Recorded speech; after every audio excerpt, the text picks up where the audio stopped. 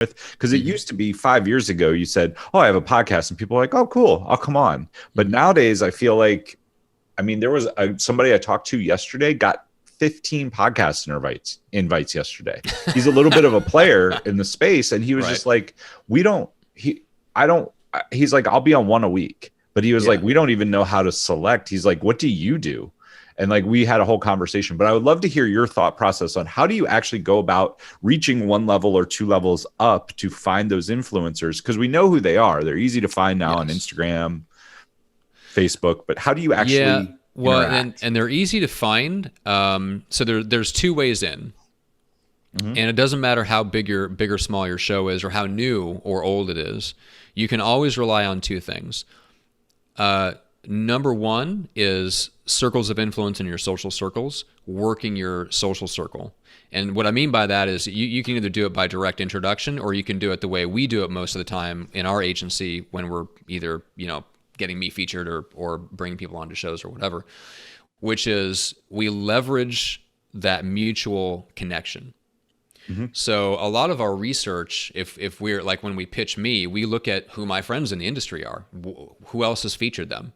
And then we reach out by saying like, "Hey, I know you had Matt Pollard on to talk about his book, The Introvert's Edge. Would you like to talk to Matt about his book, Micro Famous?" Because they're in that somewhat similar ballpark, similar whatever. But Matt has an interesting twist, and here's the twist, right?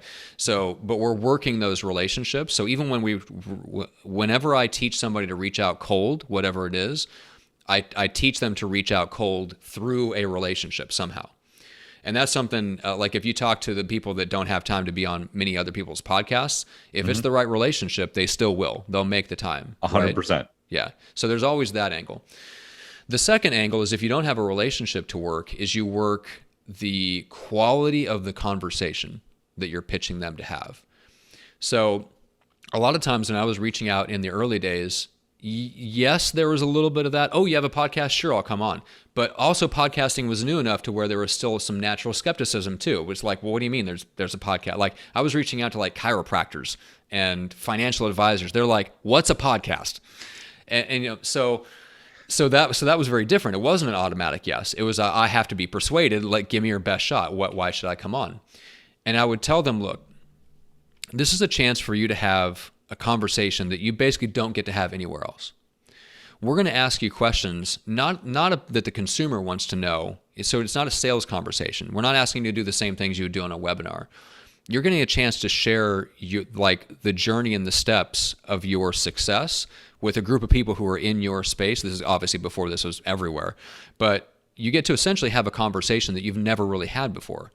And if I was going to reach out to a big name to pitch him on coming on my podcast, in fact, that's exactly what I did. I reached out to like David Finkel, the co-author of Scale, and guys like that I wanted to talk to that were personal business heroes of mine. And that's how I pitched them. I said, "Look, this is a brand new podcast.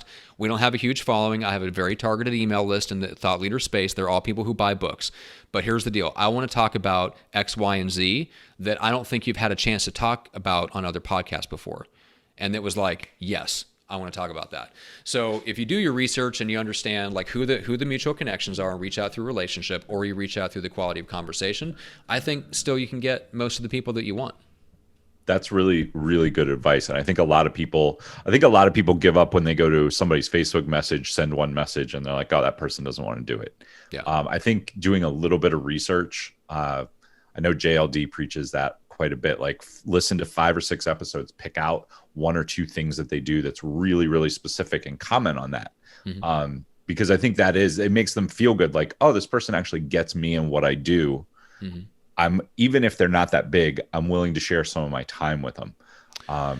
Yes, exactly. I would say the relationship stuff will trump that. If you can show that you run in similar social circles, that trumps that.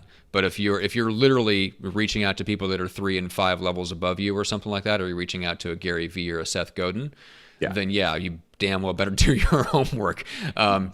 Yeah.